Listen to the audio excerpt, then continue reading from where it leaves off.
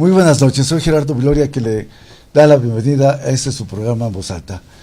Una vez más tenemos la oportunidad, y gracias por refrendar su confianza en torno al programa anterior, precisamente donde estuvimos comentando con mis queridos amigos que hoy no están ausentes, que toman sus periodos vacacionales, para comentar las notas más importantes o relevantes que tanto en medios locales como en medios nacionales este día se produjeron.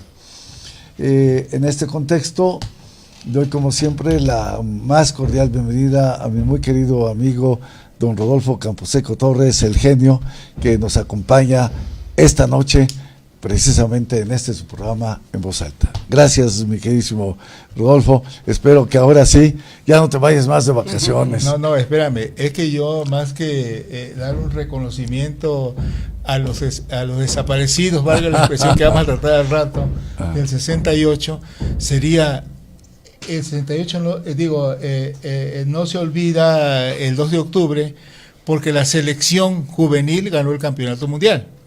Veamos el lado amable de las cosas, ¿no? Magnífico. Bueno, y de igual manera, esta noche, hoy sí, me acompaña nuestro muy querido amigo, hermano, el maestro, como dijera el querido Rodolfo, de las 4 décadas, don Ernesto Rodríguez González, maestro emérito, y por eso las 4 décadas, con 44 años ininterrumpidos de cátedra, justamente en la Facultad de Derecho de la Universidad Autónoma del Estado de México. Querido hermano Ernesto, muy buenas noches y gracias por acompañarnos en este programa de voz alta. Ahora sí. Lo hago con mucho gusto siempre, mi querido hermano. Bueno, yo lo sé, pero me dejan solo. Bueno, gracias, de verdad. Estamos en esta transmisión precisamente porque ustedes lo han solicitado en este esquema de comentar las noticias. Si ustedes me lo permiten, querido Rodolfo, hay una nota que precisamente aparece en nuestro diario, si lo quieres mostrar, en donde dice: Del Mazo se compromete a crear un centro de atención integral para desaparecidos. ¿Qué me puedes comentar? Bueno, leí la nota y no sé si es un problema de redacción, como en mi caso sería la dicción, ¿no? Y en plan de broma decía: Centro de Atención Integral para los Desaparecidos, que va a ser algo como se estila en Estados Unidos, de centro de medium para hablar con ellos, ¿okay? O bien el error sería para víctimas claro, desaparecidos. Así es, yo fundamentalmente era eso, ¿no? Exactamente, ¿no? Es claro, sin duda este es un reclamo que la sociedad en su conjunto tiene por el alto número de personas que han sufrido, familiares, que tristemente sus hijos, su esposo, también personas muy cercanas a ellos como amigos, pues de repente no están, ¿no? Y el Estado no ha asumido ese compromiso como lo establece Alfredo del Mazo, el gobernador mexiquense, de poner su empeño para dos cosas. Primero, para que no hubiera este fenómeno de los desaparecidos, y si, bueno, ya está, que es un alto número, entonces justamente crear lo que dice Alfredo del Mazo, la mejor oportunidad de brindarle el auxilio, las herramientas a las víctimas de estos desaparecidos, ¿no? Para lograr finalmente saber qué ha ocurrido con ellos. ¿Tú qué opinas? No, pues que está a la vanguardia, porque siento que es la primera entidad federativa que lo va a establecer. Lo otro han sido promesas de campaña y ahí van, ¿no? O sea, nada más bla, bla, bla. Sí, es cierto, así es. Mi querido Ernesto, al respecto, ¿qué opinas tú desde el punto de vista jurídico? Que tú siempre verdaderamente sobresale tu punto de vista jurídico. Muchas gracias, mi querido hermano. Aquí lo más importante, y quiero mencionarlo porque acaba de suceder hace unos momentos, antes de venir aquí al programa, venía con un buen tiempo para estar con ustedes. En la mañana. Y resulta, hoy en la mañana, y resulta que hay una marcha que me llamó mucho la atención. Esa marcha, aproximadamente de unos 1,000 personas o un poco de más, pero de diferentes agrupaciones, ya sea de obreros, de campesinos, de estudiantes, en donde la hacen para reclamar sus problemas de carácter social. Pero estas marchas están aprovechadas para un desorden social. Un desorden social. Lo que está haciendo aquí, y es de acuerdo a la cabeza del periódico, que del Mazo se compromete a crear un centro de atención integral para desaparecidos o para víctimas de los desaparecidos, yo creo que es lo más importante, que las instituciones gubernamentales empiecen a poner atención en todos esos reclamos sociales, pero encauzarlos a cada jurisdicción, o sea, a cada institución que deba resolver esos problemas, no estar involucrando todos los tipos de problemas, de desaparecidos, de falta de construcción de escuelas y todos problemas diferentes, sino canalizar cada uno de los problemas a donde debe ser para resolverlos y evitar esas marchas. Aquí, desde el punto de vista jurídico, es jurisdicción y competencia. ¿Cuál es la jurisdicción para conocer los problemas de los desaparecidos? Bueno, si están desaparecidos, ahí debe haber una carpeta de investigación, y esa carpeta de investigación corresponde a la Fiscalía, ya sea nacional o estatal. Independientemente de ello, es importante el centro de atención. ¿Para qué? Para atender esas demandas de las personas víctimas, que realmente son los familiares de los desaparecidos, y atenderlos y darles un seguimiento adecuado.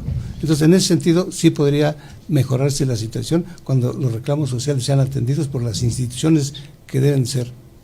Sí, aquí la nota, obviamente tomada de las expresiones del gobernador Alfredo del Mazo, dice: brindar atención integral a los familiares de las víctimas, tanto en materia de salud como psicológica, continuar con la realización de mejora de búsqueda de personas desaparecidas, así como prevenir que se sigan presentando ese tipo de situaciones.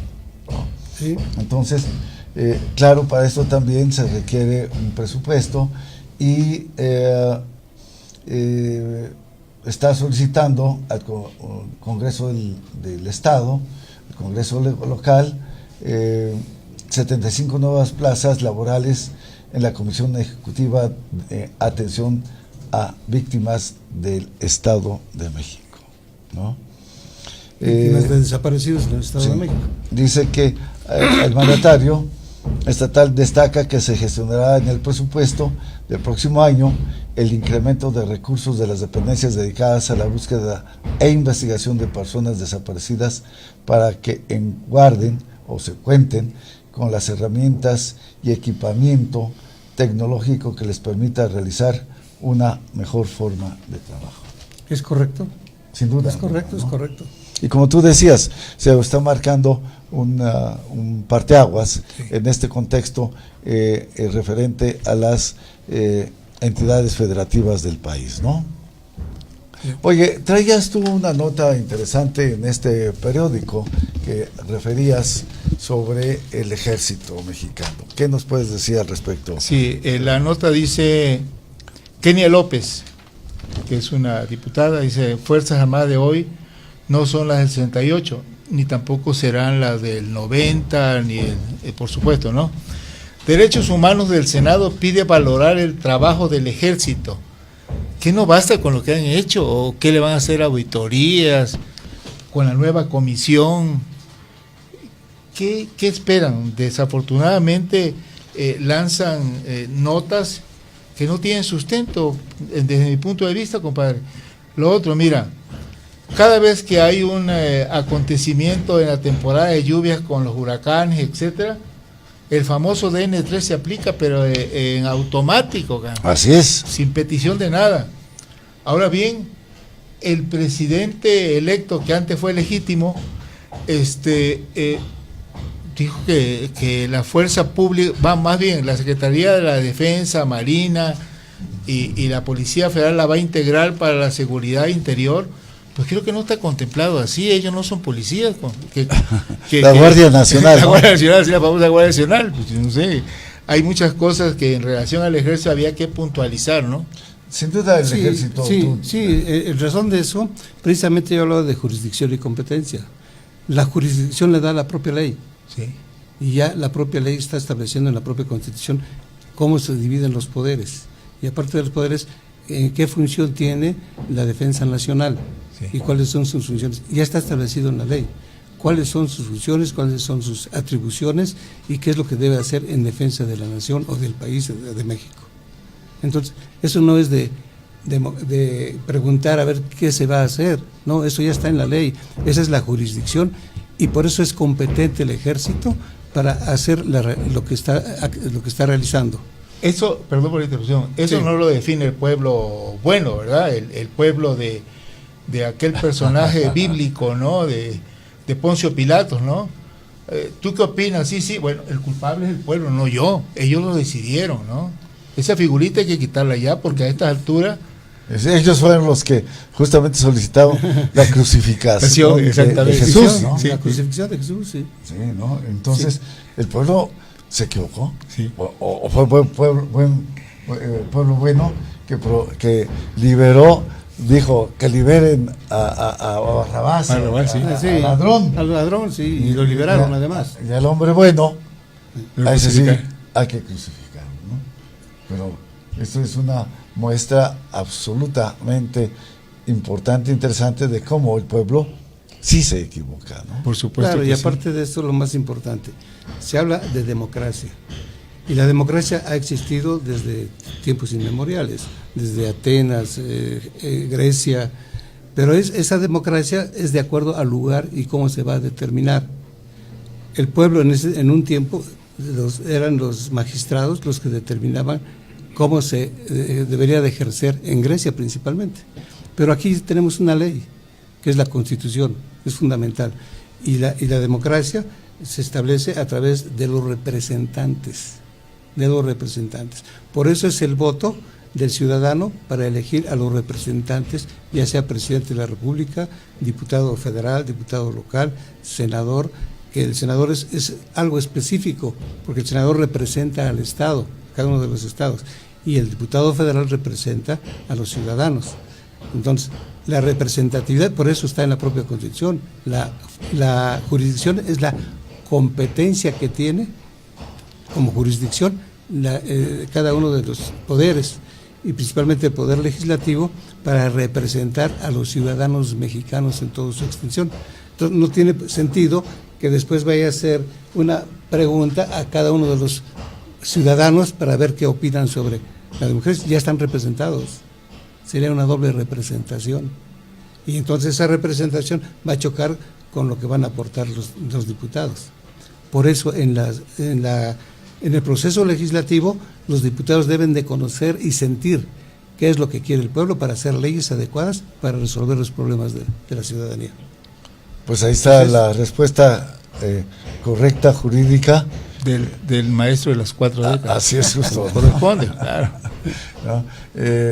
Sin duda, gracias por esta luz, querido Ernesto, ¿no?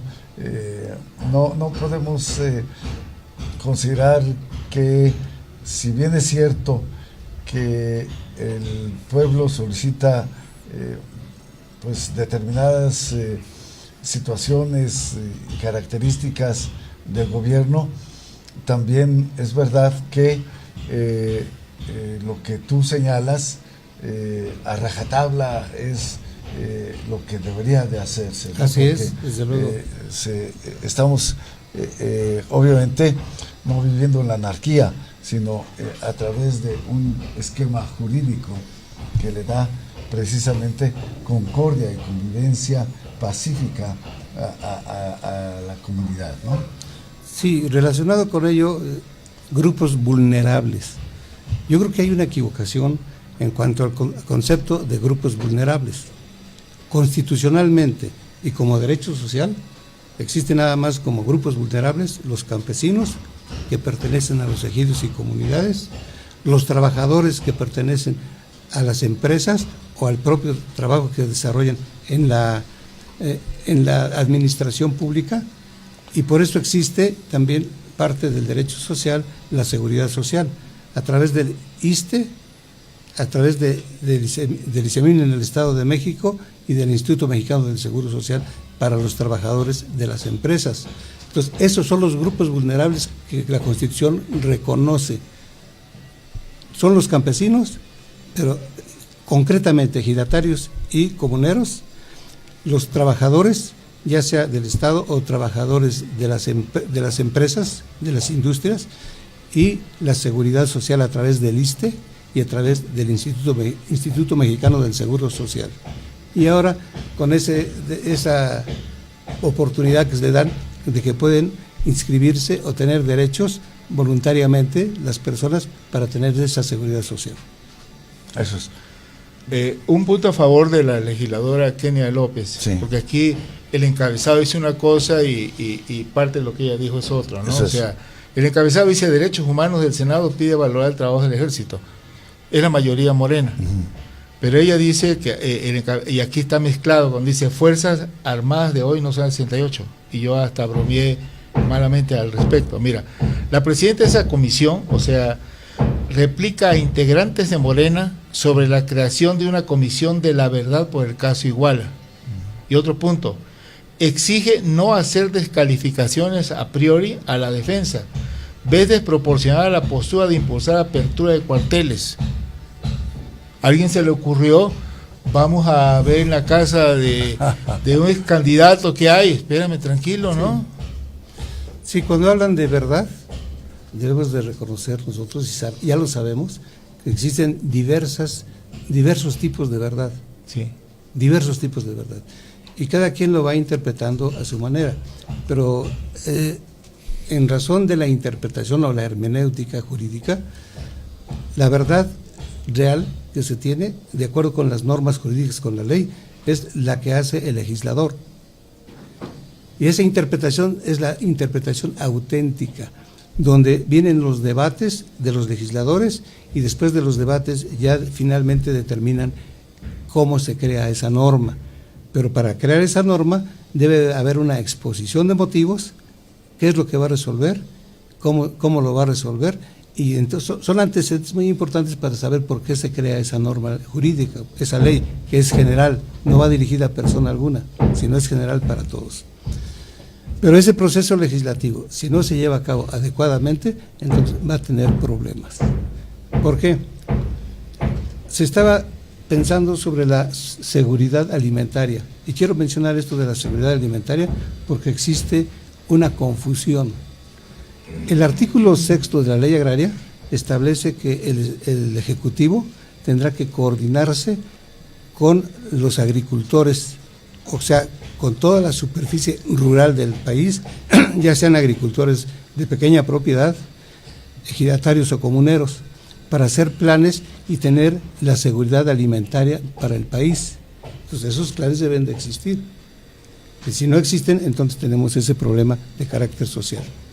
El problema que existe, o sea, lo que se confunde, es que quieren meter toda la zona rural, sin distinción, como carácter agrícola, pero si efectivamente es de carácter agrícola, que eso lo vamos a determinar con mayor claridad, pero lo menciona como derecho agrario o proceso agrario o una materia agraria, y no es cierto.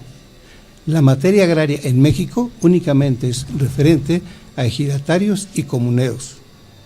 Los trabajadores del campo, que son los agricultores de pequeña propiedad, no están incluidos en materia agraria.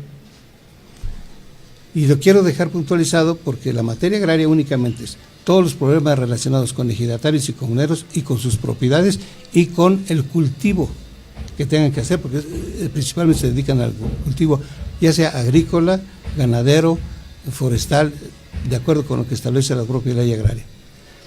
Y en ese sentido, entonces, la confusión existe desde el momento en que consideran al aspecto rural, al campesino rural, como si fuera de carácter agrario, y no es agrario, es agrícola.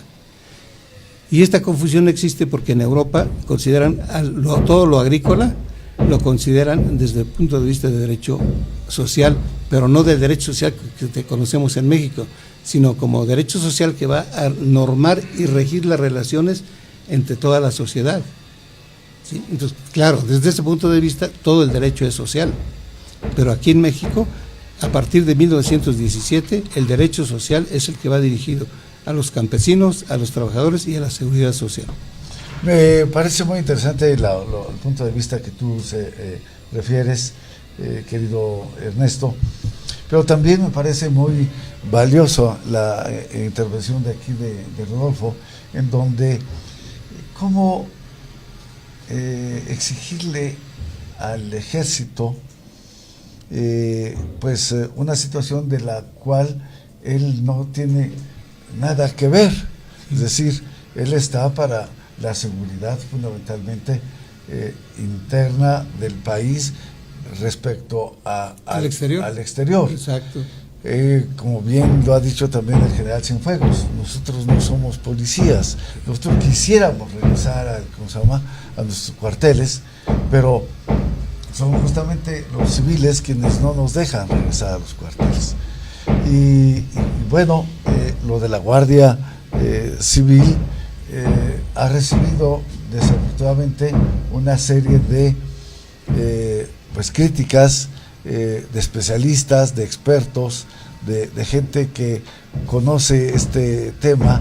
El actual presidente electo López Obrador, porque si bien es cierto que él cuenta en este momento con la posibilidad de la votación a su favor en la Cámara Alta y en la Cámara Baja, y así como en diversas entidades federativas, él podría modificar la Constitución, ¿no? Sin mayor problemática. Pero el contexto de la Constitución para la creación de la Guardia Nacional, a esto me refiero. Pero no está contextualizada adecuadamente la configuración de la misma, porque no puedes tú estar precisamente en ese contexto, en esa situación, uniendo el agua con el aceite, ¿no? Hay que precisar aquí también un concepto. Dice, el ejército se subordina, el ejército es disciplinado, hay que tener mucho cuidado. Ellos tienen una metodología, una forma de ser y actuar, ellos son directos, y no es lo mismo manejar corrientes ideológicas a manejar armas que no son ideológicas, ¿no? Y lo otro, si ellos tienen una función constitucional, cuidado y modifican la Constitución, porque uno de los problemas que en teoría se presentaban por el 68 es que habían golpes de estados en Sudamérica, etcétera. Cuidado, porque ellos son pensantes, ellos tienen capacitación de todos los niveles, inclusive yo recuerdo que en el INAP, cuando estaba el licenciado Ignacio Pichado Padaza como presidente del INAP, yo participé en un grupo de instructores para los mandos medios superiores del ejército. Ellos saben de economía, ellos saben de la administración pública de una empresa, ellos conocen independientemente de la universidad que ellos tienen, compadre, que es de alto prestigio, en la parte especializada, ¿no? Sin duda. Mira, a mí me gustaría comentar... Ahí sí no salen de pinta. No, por supuesto que no, ahí no faltan. Y son disciplinados, como dice una frase por ahí, no le rasquen los ex al tigre si no tiene anestesia. Bueno, la carta dirigida ex, pues sería otra cosa, ¿no? Es como en ruso, interpretación. Interpretación, sí. Hoy jueves aparece publicado por la mañana la carta dirigida al alcalde Benito Juárez, entre paréntesis en boca cerrada, de nuestro amigo Carlos Alarraqui, ¿no? Dice, para empezar, si los dueños del predio decidieron construir un centro comercial, es porque la otra administración ya le concedió el permiso. Sin duda. Aquí, bueno, a lo mejor quieren algo de comunicación financiera. Ayer por la tarde, leyendo el Universal, dice Carlos, leí una nota que me puso mi pelo chino lacio. Es que no es lo mismo que se te ponga la piel de chino a que se te cuele el chino, ¿no? Sí. Es otra cosa, ¿no? Ahora, La nota a la que se refería nuestro querido diario era referente a unas declaraciones suyas que nada más, dice que nada más leerlas se me enchinaba la piel. Y para nuestros lectores que no hayan tenido la oportunidad de haber leído sus declaraciones, las reproduzco en esencia. La cabeza de la nota dice: alcalde Benito Juárez no permitirá centro comercial en la sede del Estadio Azul. Tómala, eso pensé. Luego la nota continuaba con las siguientes declaraciones. El alcalde de Santiago Taboada agregó que también demolerán los pisos adicionales de diversos desarrollos inmobiliarios que construyen de manera irregular en esa demarcación. Y para terminar, en relación al tema del Estadio Azul, aclaró que no permitirá el desarrollo de una plaza comercial, como se había anunciado anteriormente, sino que tiene que ser visualizado como parte de un proyecto de equipamiento urbano, porque es lo que jurídicamente corresponde. Luego la nota continuó con una serie de demagogias que eran de reírse como un loco. Y obviamente no la voy a incluir en mi carta semanal porque se va a faltar el respeto a nuestros lectores. Y dice él: alcalde Taboada, me queda claro que cada vez que un funcionario público toma posición de un cargo, le urge hablar y decir una sarta de estupideces, hasta que con el tiempo va aprendiendo y deja de decirlas. En fin, ¿no? O sea, la incongruencia cuando uno toma posición y piensa que la silla tiene radiación astronómica, lo inviste y le da sabiduría, ¿no? Así es. Hay un dicho muy importante, dice, hay que agarrar el toro por los cuernos. Sí.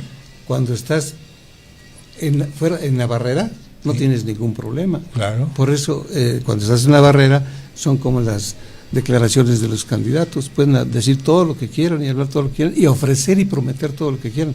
Pero ya cuando están dentro, es cuando ya se dan cuenta que no se puede hacer. Entonces hay que tener una buena planeación y un buen asesoramiento para cumplir con esas promesas en razón de la realidad que existe en el país. Es cierto, porque no es lo mismo ser borracho que cantinero. Porque el borracho llega pidiendo su tequila y exigiendo su canción, y el cantinero está que se lo carga la tía de las chamacas y se controla para no perder el cliente, ¿no? Sí. Ahora ya se cambiaron. Lo induce a que siga tomando. Así es, sí, consumiendo, sí, pues salud porque la casa pierde. Es la frase de las cantinas. Eso es. Oigan, antes de cerrar esta edición, porque ya nuestro manager nos está diciendo que pronto debemos concluir, hay una nota fundamentalmente de tecnología, ¿sí?, que tú me referías, que me parecía muy interesante en el entorno de Schopenhauer, ¿no? Ya la tecnología nos ha rebasado y que no es así. Ah, sí, cierto, sí. Hay una nota que, más bien, se dio una presentación de un libro de Andrés Oppenheimer, que se llame Sálvese que pueda. Y eso se refiere a que está el avance tecnológico y la robotización de muchas actividades, que el desempleo va a estar fuerte si no cambiamos la actitud y no nos profundizamos en los conocimientos de la tecnología.